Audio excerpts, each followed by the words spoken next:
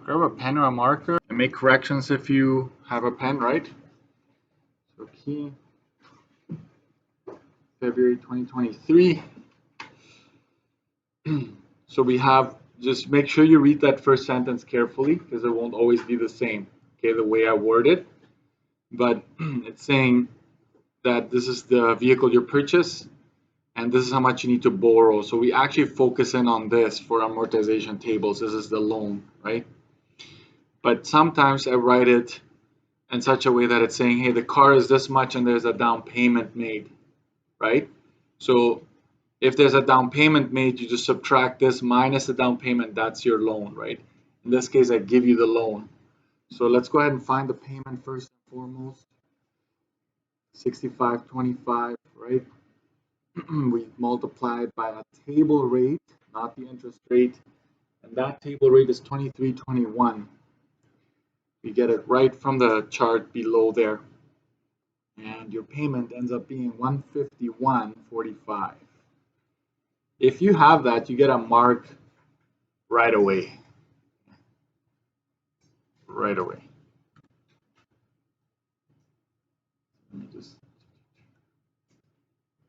focus in a little bit more, and here we go. So we put that payment in here and make sure we have dollar signs everywhere. If you miss a dollar sign, we'll just take off half, right? We'll just worry about 1/2 mark deduction, that's it. You're not going to lose for every cell, okay? For the interest, I will just show my work here for the first time, right? I multiply it by the interest rate and I divide it by 12, right? So my interest for the first month is 28.55. Okay, you're gonna get a mark for that. So basically, if this is wrong, you're gonna get a -1, right? This is where you would lose a mark. And then for your principal portion, you just subtract. So that gives you 122.90. If you lost a mark here, you're not going to lose marks again. If I see, you show me the work you're subtracting, you're not going to lose a mark again, okay? But this will be worth half, and this is half as well, because this is the most important part. Then it's just adding and subtracting, right? So we go minus 122.90. You end up with 64.0210. Okay, so that should be the first row. Again, if this is wrong, the 28.55 minus 1 for that row, and then I actually honor your work, right? So it'd be 64.0210 times, same thing. Yikes, it's getting pretty tight there.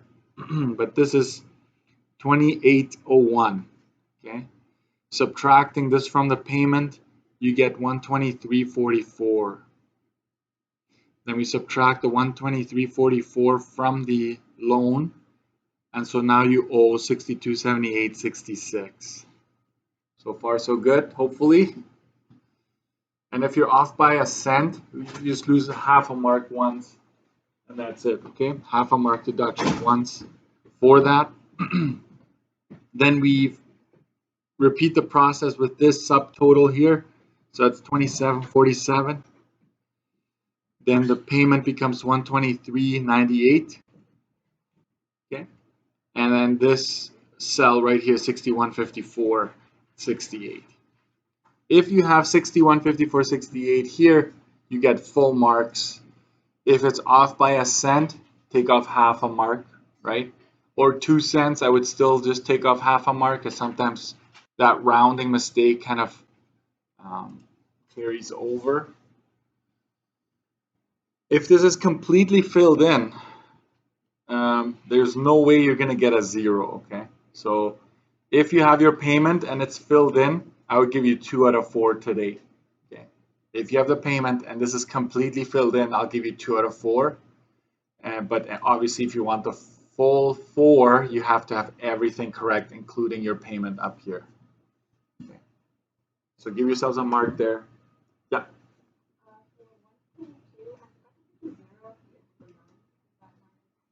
Here.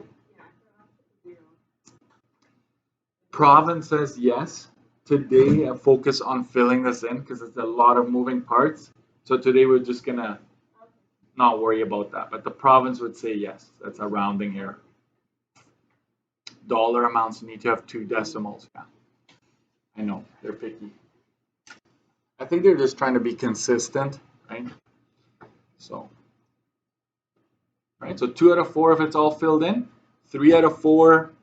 There should be only one mistake up here, and then everything else. If I have a spreadsheet for this, guys. I just type in what you got, and then it will fill in the rest, right? It calculates based on your error, and then if everything else checks out, then you just lose this 1 mark if everything else checks out. Okay, so that would be a 3 out of 4. 4 out of 4, you need to have this as your third year. Okay. Next, let's answer the rest here. How much interest was paid in the first 3 months? So I need to just see that today. I'm just going to take your word for it. If you added these 3 numbers, even if you got them wrong, that is a mark there. You're not going to lose. So that's 8403.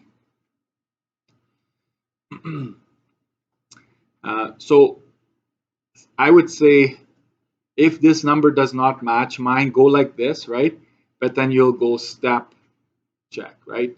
So you're not telling yourself, oh yeah, I got it right. No, it's actually supposed to be this, right? So it depends on what your answer is. How much interest will Kamal have paid over the 4 years? This is, if you read this carefully, it's over the entire loan. That's TI that I'm asking for. So TI is 151.45 times 12 times 4. So that's 48 payments of that minus the loan, which is 65.25. The loan is here. It's also way up here, right? So there's a couple of times where that shows up. So that would be, I don't have the subtotal.